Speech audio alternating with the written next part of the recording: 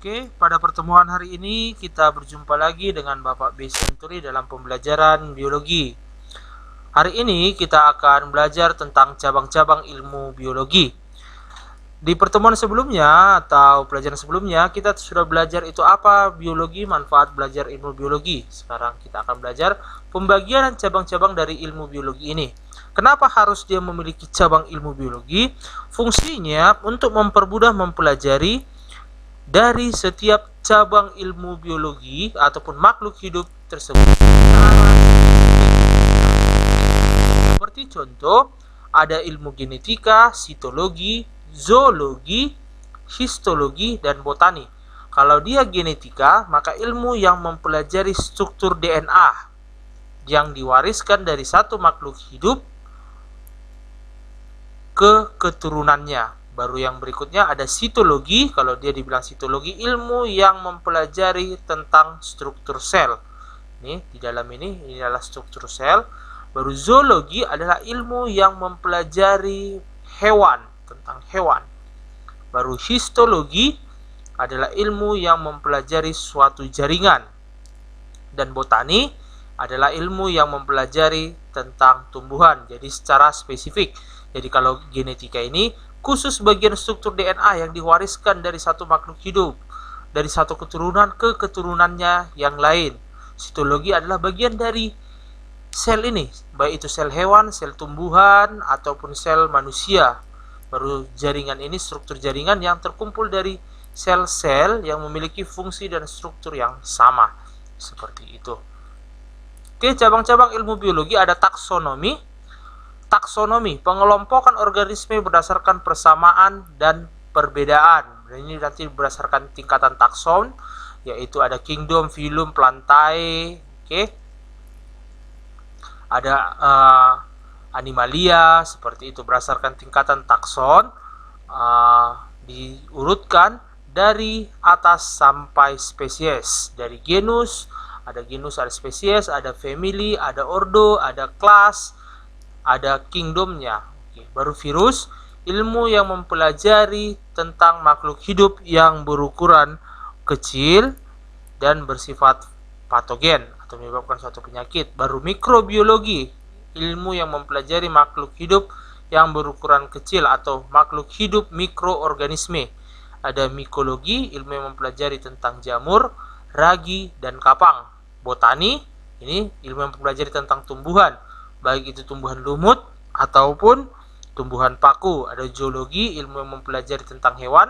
Hanya saja untuk mempelajari hewan ini dia dipecah lagi ilmu zoologi ini. Untuk hewan berupa serangga itu ada entomologi. Kalau dia hewan berupa ikan-ikan ada ichtyologi. Baru reptil dan amfibi herpetologi. Baru ada unggas dan burung itu ornitologi. Ini yang mempelajari tentang mamalia ada mamologi. Oke. Perkembangannya, biologi, perkembangannya secara individu atau organisme. Embriologi ilmu mempelajari tentang perkembangan embrio, berarti ini yang berada di dalam kandungan embrio. Anatomi ialah ini struktur internal organisme, baik itu berupa hewan, tumbuhan ataupun manusia, bagian anatomi bagian dalamnya. Fisiologi berarti bagian luar, ya, fungsi-fungsi yang terjadi pada kehidupan organisme, fisiologinya. Oke. Ada biokimia, proses kimia yang terjadi di dalam tubuh makhluk hidup tersebut. Oke. Baik itu contoh di dalam lambung, ada senyawa apa saja di dalam lambung manusia, hewan, seperti itu. Pada tumbuhan dalam tahapan fotosintesis, tahapan kimia apa yang terjadi, seperti itu. Baru ada biofisika, proses fisika dalam sistem kehidupan, seperti makhluk hidup itu akan tumbuh dan berkembang, ukuran tubuhnya akan semakin besar, maka akan dibutuhkan proses pengukuran. Baru ada bioteknologi, mengkaji teknologi yang bermanfaat bagi organisme yang hidup. Baru ada paleontologi, ini adalah ilmu yang mempelajari tentang makhluk hidup berdasarkan catatan fosil atau makhluk hidup pada masa lampau seperti dinosaurus dan yang lainnya. Peta konsepnya, biologi memiliki cabang ilmu seperti ini. Biologi molekuler meliputi dan biologi, biokimia, dan genetik. Kehidupan dari berbagai tingkat ini dipelajari pada tingkatan molekul dalam objek kajian biologi di pertemuan yang sebelumnya.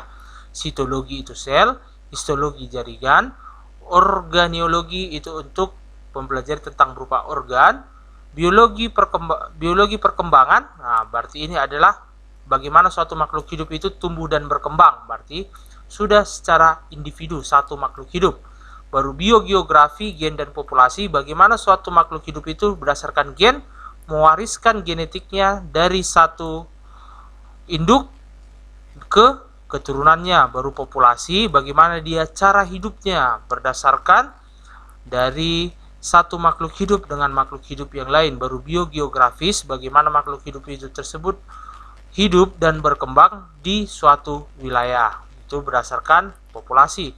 Ekologi, ini bagaimana makhluk hidup tersebut dapat hidup di dalam suatu ekosistem yang ini, baik itu biologi laut dan ekologi ini makhluk hidup tersebut hidup di darat. Oke.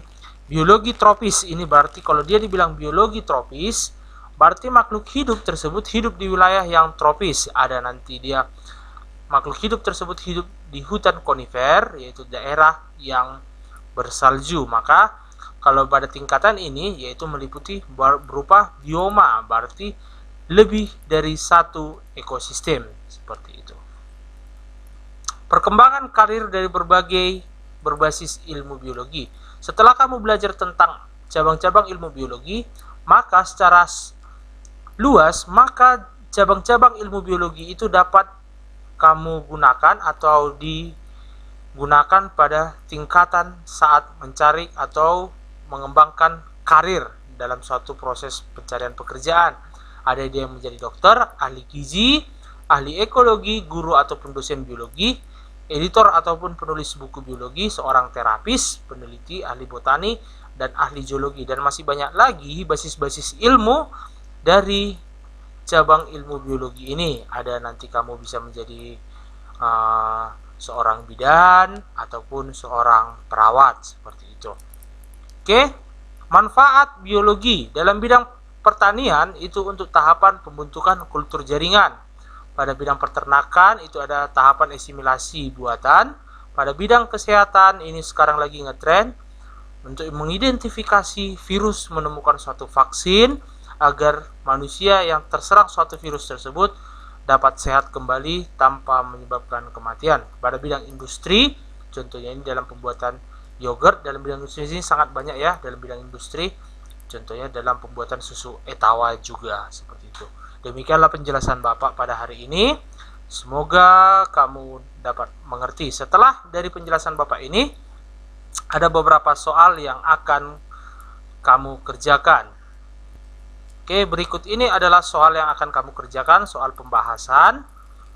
Oke, yang pertama, tuliskan manfaat belajar biologi, jelaskan bagian-bagian objek biologi, jelaskan apa yang dimaksud dengan cabang-cabang ilmu biologi, tuliskan dan jelaskan 10 cabang-cabang ilmu biologi berdasarkan yang sudah Bapak jelaskan di beberapa pertemuan kita. Jadi jawabannya sudah sangat jelas itu apabila kamu menonton video ini dan video yang sebelumnya. Jawaban dari soal di atas ditulis tangan dan difoto. Tulis namamu pada bagian atas tugas yang kamu tulis ini dan dikirim pada form penugasan yang telah Bapak sediakan di akun Edmodo kelasmu. Oke, harap Bapak ini semua jelas. Penjelasan Bapak ini semoga kamu mengerti dan tugas dikumpulkan tepat pada waktunya. Oke, tepat pada waktunya. Jadi nanti pada form itu kamu bisa melihat kapan terakhir tugas dapat dikumpul. Oke, sekian penjelasan Bapak. Jangan lupa like dan subscribe.